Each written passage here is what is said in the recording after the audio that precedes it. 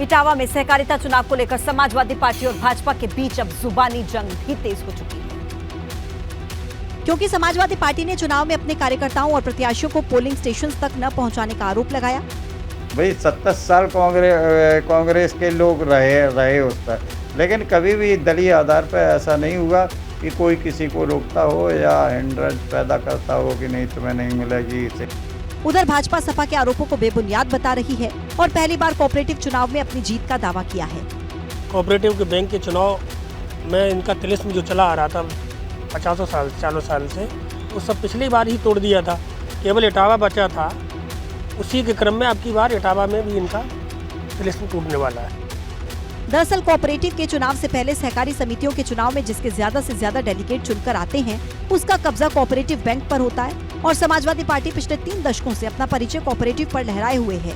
लेकिन इस बार सपा को भाजपा कड़ी टक्कर देती नजर आ रही है, क्योंकि सहकारी समिति के चुनाव में जहां 48 केंद्रों पर चुनाव होना था, उसमें 20 केंद्रों पर प्रशासन चुनाव करा रहा है। बची हुई 20 में आधे पर भाजपा अपने प्रत्याशियों को निर्विरोध जितवा चुकी है।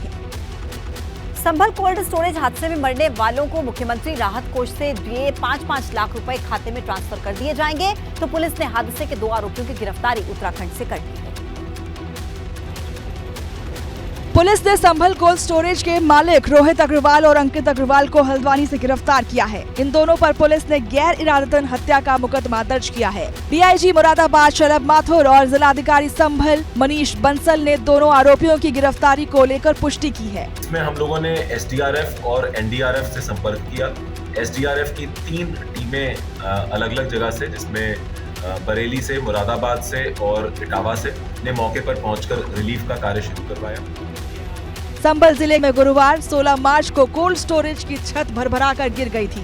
इस दौरान कोल्ड स्टोरेज में काफी संख्या में मजदूर आलू की लदाई के काम में लगे हुए थे। इसी दौरान हादसा हुआ। प्रारंभिक जांच में सामने आया था कि कोल्ड स्टोरेज के नीचे करीब 20 से 25 मजदूर दबे हुए हैं।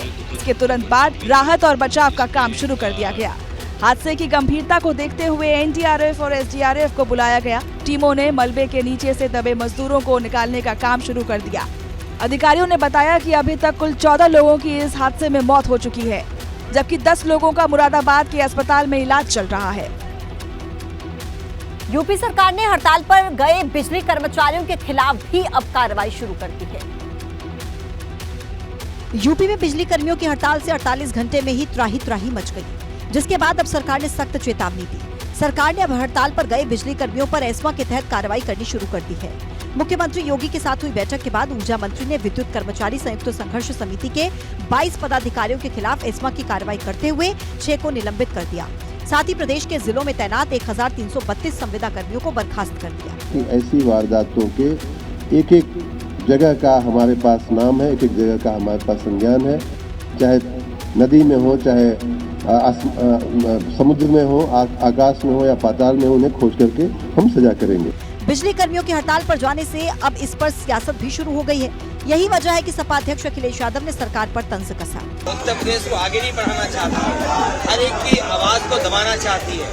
ये विभाग वो था जिस समय समाजवादी सरकार थी, बजट दे करके इस विभाग का घाटा खत्म किया था, और इस सरकार की गलत नीति की वजह से आज कर्मचारियों के खिलाफ ये कार्रवाई हो रही है। बिजली कर्मियों की हड़ताल का मुद्दा भले ही सियासी रूप ले चुका है, लेकिन बिजली आपूर्ति नहीं होने से सबसे ज्यादा परेशानी यूपी की जनता को हो रही है, क्योंकि लोगों के घरों में पानी नहीं है, बच्चों की पढ़ाई तक नहीं हो पा रही है, औद्योगिक इकाइयां ठप हो गई हैं, जिससे त्राहिमाम मचा हुआ है।